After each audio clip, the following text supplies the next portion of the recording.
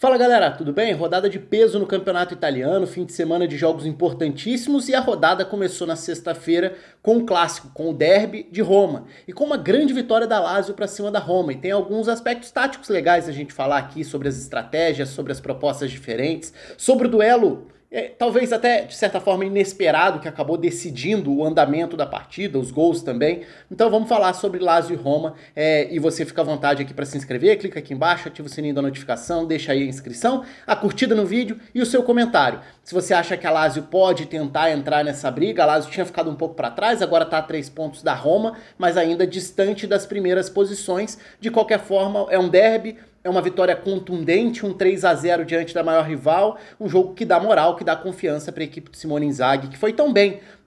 Até a parada, né? A parada da pandemia acabou sendo o momento ali da virada da Lazio, porque sustentava uma sequência muito boa de invencibilidade. E aí eu tô falando do final de 2019 e início de 2020, quando a Lazio estava embalada na briga pelo campeonato italiano, que acabou depois escapando e a Lazio não conseguiu repetir aquela regularidade. Por diferentes motivos, já falei sobre isso em outros vídeos aqui. Mas vamos ao campinho, vamos falar sobre aspectos táticos desse jogo, começando pelo ponto de partida, as escalações. Dois times jogando com 3 zagueiros, com estruturas diferentes. Se a gente olha para a característica do time do Simone Inzaghi, um time que tenta ser mais vertical, acelerando, acionando Luiz Alberto para ser esse homem de criação, Milinkovic-Savic para ser um alvo, para as ligações mais diretas, para o contato, para o jogo físico, para ganhar a primeira bola, para ter chegada à área. Immobile para ser esse jogador para atacar em profundidade, o Caicedo dessa vez como o titular também para fazer a dupla com o Immobile na frente, velocidade pelas duas alas, mas num jogo que tenta cruzar o campo com muita velocidade. Do outro lado, a Roma com 3 zagueiros também, mas com outro perfil, o time do Paulo Fonseca tentando construir as saídas de bola desde trás, tendo algumas peças importantes dentro dessa ideia de trabalhar a bola, principalmente o Gonçalo Villar, jovem jogador espanhol, que tem sido uma boa novidade da Roma ao longo da temporada, sendo esse volante que iniciava a saída de bola pelo lado direito. Então Pellegrini e Mkhitaryan eram os dois meias, nesse 3-4-2-1, né, os dois meias que encostam no Dzeko ali à frente.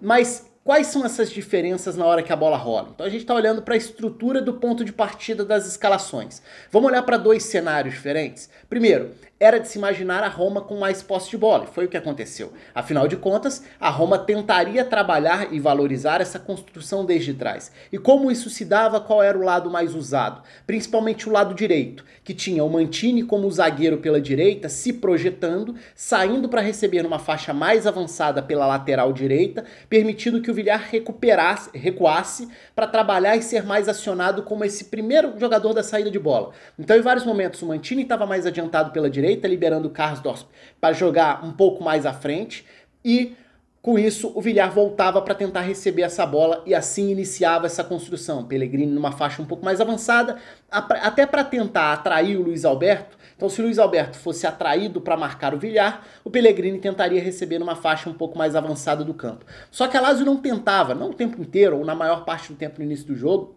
A Lazio preferia, no momento sem bola, marcar de uma forma bem definida. Basicamente uma linha com 5, embora naturalmente pelo lado esquerdo o Marusic acabasse subindo um pouco mais para essa marcação com o Karsdorp, diferente do que acontecia do outro lado, que geralmente, como a Roma estava saindo pelo lado direito, geralmente o outro lado, né, o lado esquerdo da Lazio acabava precisando se desprender um pouco da marcação, o outro lado ficava mais na cobertura. Então você tinha o Lazzari ajudando a fechar um pouco mais, o Luiz Felipe pelo outro lado, e do lado esquerdo de marcação da Lazio, naturalmente essa linha, não dá para dizer que ela era desfeita, mas não ficavam 5 alinhados o tempo inteiro. O importante aí era uma linha com 5, mais 3 meio-campistas, 2 atacantes. Um claro 5-3-2 sem bola, de um time que esperava para tentar preencher a faixa central, limitar as opções de passe por ali, já que é uma faixa do campo em que a Roma tentaria achar opções como Mkhitaryan, como Pellegrini, o próprio Villar tentando ter opções de passe. A Lazio concentrava sua marcação fechando essas opções de passe por dentro e esperava para tentar sair em velocidade. Então essa era a estrutura de saída da Roma. O momento com bola da Roma tinha mais ou menos esse tipo de parâmetro, de mecanismo de saída. Quando era a Lazio, aí já muda bastante, porque a Lazio na saída de bola era mais pressionada pela Roma. E o que a Roma fazia nos momentos de saída da Lazio? O Veretout subia para tentar pressionar o Lucas Leiva. Nem sempre chegava a tempo, porque a gente está falando de um volante saindo para marcar, para pressionar o primeiro volante do adversário. Então nem sempre essa marcação está encaixada ali. Muitas vezes o Lucas Leiva conseguia receber num primeiro momento, ainda com o tempo. Pellegrini e Mkhitaryan iniciavam a marcação dos zagueiros pelos lados, o zagueiro central, o Acerbi, tinha esse duelo mais direto com o Dzeko, e o Lucas muitas vezes recuava e se colocava ali quase que à direita do Acerbi, quase formando uma linha com 4, já que o Verretou tinha que subir e atravessar o campo para pressionar. Esse era o encaixe inicial das saídas de bola da Lazio, com a Roma sendo mais agressiva sem a bola. O Gonçalo Villar, o outro volante que tinha sobrado dentro dessa estrutura, já que todos os outros jogadores estão iniciando essa marcação mais adiantada, o Villar ficava na marcação em cima do Luiz Alberto.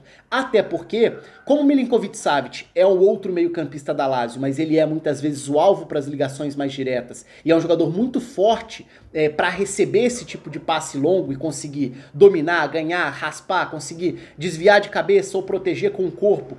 O que acontecia era, a Roma encaixava os seus 3 zagueiros nos 2 atacantes mais o Milinkovic-Savic. Então o Ibañez fazia esse embate com o Milinkovic-Savic, por dentro o Caicedo acabava batendo de frente com o Smalling, e do outro lado o Mancini era quem fazia esse duelo mais direto com o Immobile. Então estava encaixado ali basicamente 1 contra 1 ou 3 contra 3 para essas saídas mais longas. O que seria a sobra da marcação da Roma nesse caso estaria no ala pelo setor contrário ao setor da bola. Então o Spinazzola está ali pelo lado esquerdo para bater de frente com o Lazzari. Do outro lado, se a bola está saindo pelo setor do Lazzari, do outro lado quem vai ajudar a fazer essa cobertura é o Karsdorp. E da mesma forma, o inverso, né? Se a bola sai pelo outro lado, o ala do lado oposto é quem vai ajudar a tentar fazer uma sobra, porque era uma Roma que, para tentar ser mais agressiva na marcação, deixava esse cenário perigoso de 1 contra 1 diante dos homens de frente da Lazio. E sabendo que a Lazio tem essa capacidade para enfiar uma bola, por exemplo, para o Immobile, para ganhar um primeiro duelo com o físico do Milinkovic-Savic da sequência, era uma estratégia arriscada. E aí a gente entra na questão de qual foi o duelo que decidiu de fato a partida. Porque, curiosamente, não foi nenhum desses encaixes. O duelo que decide o jogo é o duelo entre Lazzari, o ala pela direita da Lazio, e Ibañez, o zagueiro pela esquerda da Roma. Que acabou tendo, o zagueiro brasileiro, acabou tendo uma partida muito ruim, né, muito infeliz, porque ele foi muito facilmente batido pelo Lazzari. E mais do que ser facilmente batido pelo Lazzari em duelos diretos, as falhas foram muito pesadas, né? O primeiro gol é uma desatenção completa, era uma jogada em que o Ibañez tinha o domínio aparente da situação, acaba dando uma desligada e permite que o Lazzari pressionasse, antecipasse, e aí a bola fica viva dentro da área para o primeiro gol, e assim a Lazio sai na frente. No início do jogo, que ainda era muito amarrado dentro desse cenário todo que eu desenhei das duas estruturas de saída de bolas, o posicionamento, os comportamentos sem bola também. Então o jogo começa a se desenrolar a partir de um erro individual grave do Ibañez. No segundo gol, é de novo o Lazzari acelerando para cima do Ibañez, porque qual que era o grande problema ali? Eu falei dos encaixes. Se o Spinazzola fosse batido, se o Lazzari conseguisse se projetar às costas do ala pela esquerda da Roma, quem teria que fazer essa cobertura no espaço aberto, no campo aberto, em velocidade, era o Ibañez. E aí, nesse duelo Ibañez e Lazzari, a diferença de velocidade, agilidade e até em duelos mais físicos foi totalmente favorável ao ala da Lazio. Então a grande diferença do jogo que ajudou a determinar o placar, os gols, foi justamente esse lado, porque os 3 gols nascem disso, né? O primeiro é uma desatenção e uma bola teoricamente controlada do Ibañez, que ele acaba desligado ali, talvez por uma questão de concentração, bobeou e gerou o gol. O segundo é, de novo, uma jogada em que o Lazzari consegue dar sequência e ganhar. No primeiro momento ele até tenta cavar o pênalti, se levanta, consegue dar sequência à jogada e sai o gol dali também. E o terceiro também começa por esse lado, porque é uma jogada que começa com o Lazzari girando para cima do Spinazzola, trazendo da direita para dentro, aí depois, já é um outro momento do jogo, o Akpak Pro tinha entrado, é quem vai receber aberto na direita para fazer o cruzamento, o passe, né, para a entrada da área, para o Luiz Alberto chegar concluindo e fazer o gol. Então foi o lado direito da Lazio, o lado esquerdo da Roma, foi esse lado que foi crucial para a construção do 3-0. É claro que não é só isso. O primeiro tempo foi muito marcado por esses duelos e esses erros que definiram os gols, porque nem foi um primeiro tempo tão aberto. O segundo tempo, já com o placar construído, com 2-0 a favor da Lazio, já com as mudanças também, né? A Roma tenta no segundo tempo colocar o Pedro, abrir mão do Verretou, traz o Pellegrini para ser o volante pela esquerda, para ter o Pedro como o meia ao lado ali do Mkhitaryan.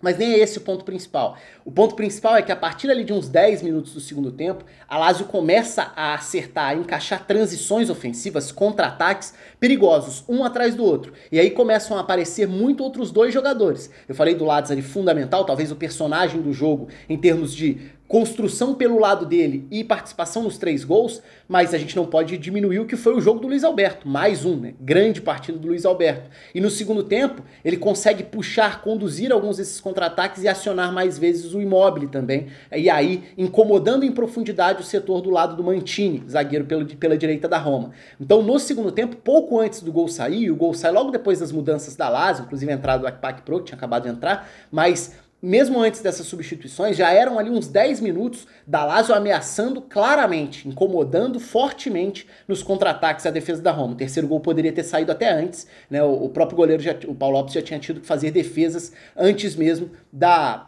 desses gols do terceiro gol ter saído. Enfim, é isso, conto aí com os comentários de vocês, quero saber o que vocês pensam sobre esse momento do campeonato, um campeonato italiano bastante aberto e com muito conteúdo, assim, acho que tem sido um campeonato muito legal taticamente de ver também, nas estratégias das equipes, um derby de Roma que é sempre quente, é sempre um jogo importantíssimo, dessa vez vencido e com um grande placar, um 3-0 a favor da Lazio. Conto aí com os comentários, a curtida no vídeo, um abraço, até a próxima.